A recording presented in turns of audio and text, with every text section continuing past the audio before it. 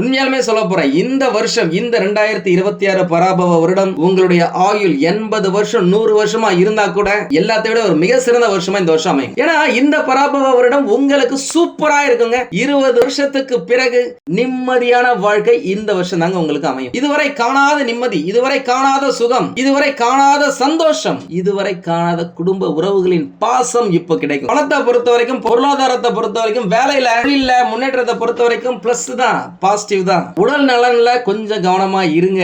அப்படிதான் இருந்துகிட்டு இருக்கு உங்களுக்கு. குரு பகவான் பார்வையிடும் பொழுது பொருளாதார வளர்ச்சியை பார்ப்பீங்க. வணக்கம் நண்பர்களே. ஏப்ரல் மாசம் 14ஆம் தேதி 2026 வருஷத்துல தமிழ் வருடங்களில் 40வது வருடமான பராபவ வருடம் சிறந்த முறையில பிறகுது. வடிந்திடும் புகழில் வந்திடும் இகழ் அப்படின்றத இதனுடைய பொருள்.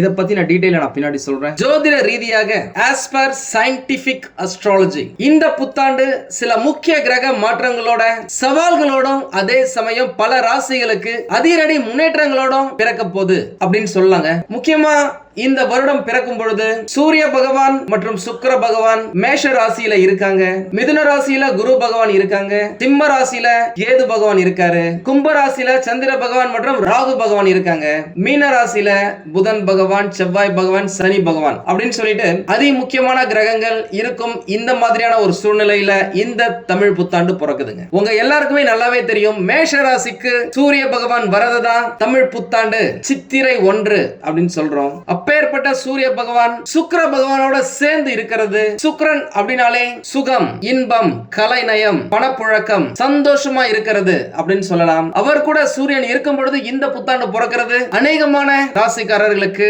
அற்புதமான அதிகப்படியான நன்மைகளை வாரி வழங்க போகுது அப்படின்னு சொல்லலாம். பொதுவா இந்த குரு பெயர்ச்சி அப்படின்னா குருவை பத்தி மட்டும் பேசுவோம். சனி பெயர்ச்சி அப்படின்னாக்கா சனி பகவானை பத்தி மட்டும் பேசுவோம். ராகு பெயர்ச்சினா ராகு பகவான் மற்றும் கேது பகவான் இவங்களை பத்தி மட்டும் பேசுவோம். ஆனா தமிழ் புத்தாண்டு பலன்கள் அப்படின்னா இருக்கிற அனைத்து கிரகங்களின் பயிற்சிகளையும் சேர்த்துதான் அவர்களுடைய நகர்வுகள் உங்களுடைய ராசிக்கு நல்லது செய்தா இல்லையா அப்படின்னு டீடைலா கணிக்கிறது தான் இந்த தமிழ் புத்தாண்டு பலன்கள். இப்ப நம்ம நேரடியா பலன்களுக்கு போயிடலாம். முக்கியமா இந்த வருஷத்துல இப்பதான் ரீசெண்டா சனி பகவான் பெயர்ச்சி ஆனாரு. வைகாசி மாசம் ஜூன் மாதத்துல தொடக்கத்துல குரு பகவானுடைய பெயர்ச்சி வரப்போகுது. கார்த்திகை மாதத்துல ராகு மற்றும் கேது பகவான்களின் பெயர்ச்சி வரப்போகுது. இதுல ராகு மற்றும் கேது பகவான் உங்களுக்கு என்ன செய்ய போறாங்க, குரு பகவான் என்ன செய்ய போறாரு, ஏற்கனவே பெயர்ச்சியான சனி பகவான் என்ன செய்ய போறாரு அப்படின்றத பார்த்துடலாமா. மீன ராசியை பொறுத்த வரைக்கும் பாத்தீங்க அப்படின்னாக்கா சனி பகவானுடைய 2வது சுற்றுல இருக்கீங்க. முக்கியமா ஜென்ம சனி பகவானாக இருக்கிற காலகட்டத்தில் பணம் விஷயத்துல கொடுக்கல் வாங்கல்ல கவனமா இருக்கிறது நல்லது. குரு பயிற்சிக்கு அப்புறமா இந்த பராபவ வருஷத்துல வைகாசி மாசத்துல இருந்து நடக்க போற குரு பயிற்சிக்கு பிறகு நீங்களே எதிர்பார்க்காத பல நல்ல விஷயங்கள் உங்களுக்கு கிடைக்குங்க. உடல்நல ஒரு சிலருக்கு பிரச்சனைகள் இருந்தாலும் அந்த விஷயங்கள் எல்லாமே சீக்கிரமாகவே சரியாகும் வாய்ப்புகள் இருக்கு.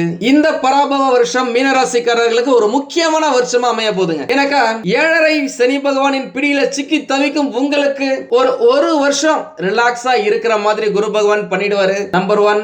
நம்பர் 2 என்ன அப்படின்னாக்கா குரு பகவானுடைய பார்வை குரு பகவான் வீட்டுல இருக்கிற சனி பகவான் மேலேயே படுவதால சனி பகவானும் குரு பகவான் போலவே ரியாக்ட் பண்ணுவாரு. பணப்புழக்கம் ஓரளவுக்கு நல்லா இருக்கும். அதே நேரம் தேவையற்ற செலவுகளும் ஏற்படும். வாழ்க்கை துணையுடன் சின்ன சின்ன கருத்து வேறுபாடுகள் ஏற்படுவதற்கு வாய்ப்புகள் இருக்கு. உங்களுடைய உடல் ஆரோக்கியத்துல கட்டாயமா கொஞ்சம் எக்ஸ்ட்ராவா கேர் எடுத்துக்கிறது நல்லது. ஆராய்ச்சி, ஐடி, இந்த டிசைனிங், கலை, தொழில்நுட்ப கல்வி பயில்வோர்களுக்கு இது சிறந்த காலகட்டங்க. முக்கியமா பாத்தீங்க அப்படின்னாக்கா இந்த வருஷம் உங்களுடைய ராசிக்கு ராசிநாதன் குரு பகவான் சுகஸ்தானத்துல அமர்ந்து விரயஸ்தானத்தை பார்வையிடுவதும் லாபம் மற்றும் விரய ஸ்தானாதிபதி சனி பகவான் ஜென்ம சனி பகவானாக உங்களுடைய ராசியில் அமர்வதும் உங்களுக்கு நல்லது தாங்க. நீங்க எந்த வேலையை செய்யறதா இருந்தாலும் சரி அதுல ஒரு அர்த்தம் இருக்கும்படி இந்த காலகட்டத்தில் செய்வீங்க. நீங்கள் சிந்தும் வியர்வைக்கு ஒரு துளி கூட வேஸ்ட் ஆகாம குறைவின்றி தொழில வெற்றியை பார்ப்பீங்க. செய்யற தொழில கட்டாயமாக பொருளாதார தடைகள் கம்மியாயிடுங்க. உங்களுக்கு நிலுவையில இருந்த பணம் இந்த காலகட்டத்தில் லேட்டா வந்தாலும் லேட்டஸ்டா வர மாதிரி சிறப்பா வந்து சேரும். நீங்க கொடுத்த கடனா இருக்கட்டும், உங்களுக்கு வந்து சேர வேண்டிய பாக்கிகளா இருக்கட்டும், 2-3 முறை கேட்ட பிறகு உங்களுக்கு கட்டாயம் கிடைக்கும். ட்ரை பண்ணுங்க, மிஸ் பண்றாதீங்க. ஏன்னா ஜென்ம சனி பகவான் நடந்துட்டு இருக்காரு, குரு பகவான் சப்போர்ட்டா இருக்காரு. இந்த டைம்ல நீங்க ஸ்டெப் எடுத்து வச்சா கட்டாயம் கிடைக்கும். சொல்லுவாங்கல்ல, பார்க்காத உறவு பாழ், கேட்காத கடன் பாழ் அப்படின்னு சொல்லிட்டு கேட்டு வாங்கிடுங்க, பைசா வசூல் பண்ணிடுங்க. ஆன்மீக தேடல்ல இருக்கீங்க அப்படின்னா உங்களுக்கு புதிய நண்பர்கள் மூலமாக சில நல்ல தகவல்கள் கிடைக்கும். அது உங்களுடைய ஸ்பிரிச்சுவல் பவரை அதிகரிக்கும், மனசுல ஒரு நிம்மதியை கொடுக்கும். உண்மையிலுமே சொல்றாங்க, மீனராசில இருந்து நிறைய பேர் நம்ம கிட்ட போன் பண்ணதுல இருந்து, எப்பா சாமி முடியல, பணம் கூட வேணாம், நிம்மதியா கொடுத்தா போதும் அப்படின்னு சொல்லியிருக்கீங்க. அந்த நிம்மதி இந்த காலகட்டத்துல உங்களுக்கு கிடைக்க வாய்ப்புகள் நிறைய இருக்கு. இதுவரைக்கும் நீங்க தேடி கொண்டிருந்த பல அற்புதமான விஷயங்களை தெரிந்து கொள்ளும் வாய்ப்பை நீங்க பெறுவீங்க. செய்யற தொழில எதிர்பார்த்த நற்பலன்கள் கிடைக்கும். எதை நினைச்சு கஷ்டப்பட்டீங்களோ அது விரைவில் நடக்கும். பொதுவாக மீனராசிக்காரங்க அப்படின்னாக்கா யாருக்குமே பயப்பட மாட்டாங்க. கழுவுற மீன்ல நழுவுற மீன் போல எஸ்கேப் ஆயிருப்பீங்க. ஆனா இந்த காலகட்டத்தில் எந்த இடமா இருந்தாலும் சரி, உண்மையை பேசுவதற்கு சிறிது கூட தயங்க மாட்டீங்க. சவாலான பல விஷயங்களை நீங்களே முன்னாடி நின்று நடத்தி அதுல வெற்றி பெறுவீங்க. இதுக்கு முன்னாடி எல்லாம் ஏதாவது ஒரு விஷயம் அப்படின்னா எடுத்தோம் கவுத்தோம் அப்படின்னு சொல்லி ஸ்டார்ட் பண்ணி பினிஷிங் சரியில்லாம கஷ்டப்பட்டிருக்கலாம். ஆனா இப்போ தெளிவா புரிஞ்சுக்கிட்டு செயல்படுவீங்க. அதுல கட்டாயமா வெற்றி பெறுவதற்கான வாய்ப்புகள் 99.9999% இருக்கு. இந்த வருட தொடக்கத்துல குரு பகவான் உங்களுடைய சுகஸ்தானத்தில் அமர்ந்து தொழில் ஸ்தானம் மற்றும் விரய ஸ்தானத்தை பார்க்கறதால தொழில் நஷ்டம் இல்லாம போகும் ஆரம்பத்துல. ஆனா வைகாசி மாசத்துக்கு பிறகு குரு பெயர்ச்சிக்கு அப்புறமா குரு பகவான் கடகராசியில உச்சம் பெற்று உங்களுடைய ராசியை பார்வையிடும் போது, அதுவும் 9வது பார்வையா உங்க ராசி மேல பதிக்கும் போது உங்களுடைய தொழில் சிறப்பா இருக்குங்க. உத்தியோகத்திலையும் சுறுசுறுப்பா செயல்படுவீங்க. உங்களுடைய திறமை என்ன அப்படின்றது இந்த வருஷத்துல நீங்க வெளிக்கொண்டு வருவீங்க. அதனால நீங்க செய்யற ஒவ்வொரு செயலும் தெளிவா இருக்கும், ரொம்ப தெளிவா இருக்கும், கிறிஸ்டல் கிளியரா. அதே நேரம் குறைந்தபட்ச முதலீடுகளால செய்யற தொழில நல்ல வருமானம் இருக்குங்க. கலைத்துறையில இருக்கிறவங்களுக்கு நிறைய வாய்ப்புகள் தொடர்ந்து கிடைப்பதற்கான சாத்திய கூறுகள் இருக்கு. ஒரு வேலையை எடுத்தீங்க அப்படின்னாக்கா அந்த வேலையை முடிக்கிற வரைக்கும் வேற விஷயத்தை பத்தி நீங்க யோசிக்க மாட்டீங்க. நீங்க கொடுக்கிற வாக்க இந்த காலகட்டத்துல காப்பாத்திடுவீங்க. அலைஞ்சி தெரிஞ்சாவது குட்டிகாரனை அடிச்சாவது நீங்க முடிச்சிருவீங்க. அதனால ஒரு சிலர் மென்டலி ஸ்ட்ரெஸ் ஆகிறதுக்கான வாய்ப்புகள் இருக்கு. அதனால தேவையானதுக்கு மட்டுமே உங்களுடைய எஃபோர்ட் போறது நல்லது. யாரையும் நம்பாதீங்க. எவ்வளவுதான் ரொம்ப க்ளோஸா இருக்கிறவங்களா இருந்தாலும் சரி, அவங்க உங்களுக்கு நிறைய நல்லதே செஞ்சிருந்தாலும் சரி, உங்களுடைய லெவலுக்கு மேல நீங்க செய்யறேன்னு சொல்லிட்டு வாக்கு கொடுக்காதீங்க. ஏன்னா இந்த காலகட்டம் சுண்டு விரலை கொடுத்துட்டு கட்டை விரலை கேட்கிற காலகட்டம். செஞ்சோற்று கடன் தீர்க்க சேராத இடம் சேர்ந்து வஞ்சத்தில் வீழ்ந்தாயடா கர்ணா. அந்த மாதிரி யாரையும் நம்பி யாருக்கோ ஏதோ செய்யறேன்னு சொல்லிட்டு நீங்க மாட்டிக்காதீங்க. முக்கியமா லாபஸ்தானத்துல ராகு பகவான் அமர்வதும் ராசிநாதன் குருவுடன் கேது பகவான் இணைவதும் மிகப்பெரிய பாக்கியங்க, மிகப்பெரிய பாக்கியம். இது அதிர்ஷ்டமான காலகட்டம் அப்படின்னே சொல்லலாம். நவம்பர் மாசத்துல இந்த பயிற்சி நடக்க போகுது. நான் ராகு கேது பயிற்சியா இருந்தாலும் சரி, குரு பயிற்சியா இருந்தாலும் சரி, நான் சீக்கிரமா போறேன். நம்ம சேனலை இது வரைக்கும் சப்ஸ்கிரைப் பண்ணாதவங்க சப்ஸ்கிரைப் பண்ணி வச்சுக்கோங்க. என்னதான் உங்களுக்கு 7.5 சனி பகவான் ஒரு சில நடந்தாலும் இந்த ராகு பகவான், கேது பகவான், குரு பகவான் 3 பேருமே உங்களுக்கு சப்போர்ட்டா இருக்கிறதால ஏகப்பட்ட நல்ல விஷயங்கள் உங்களுடைய வாழ்க்கையில நடக்கும். முக்கியமா இந்த காலகட்டத்தை வெளிநாட்டுக்கு போறதுக்கான வாய்ப்புகள் இருக்கு. சான்ஸ் கிடைச்சா தயவு செஞ்சு போயிடுங்க. ஏன்னா 7.5 சனி பகவான் நடக்கும்போது வெளிநாட்டுல போய் இருக்கீங்க, குடும்பத்தை விட்டு தனியா பிரிஞ்சிருக்கீங்க அப்படின்னாலே உங்களுக்கு வர வேண்டிய கஷ்டங்கள் விலகி நல்ல விஷயங்கள் நிறைய நடக்க ஆரம்பிக்கும். கொஞ்ச நாள் தனியா இருங்க, அதுக்கப்புறம் ஃபேமிலியை கூப்பிட்டுக்குங்க. அதுதான் உங்களுக்கு சிறப்பு. வெளிநாட்டு நண்பர்கள் மூலம் நல்ல செய்திகள் கிடைக்கும். அந்த செய்திகள் மூலம் நீங்க ரொம்ப சந்தோஷமா இருக்க போறீங்க. நீங்க படிக்கிறதுக்கு ட்ரை பண்ணாலும் சரி, வேலைக்கு போறதுக்கு ட்ரை பண்ணாலும் சரி, பிசினஸ் பண்ண ட்ரை பண்ணாலும் சரி, இது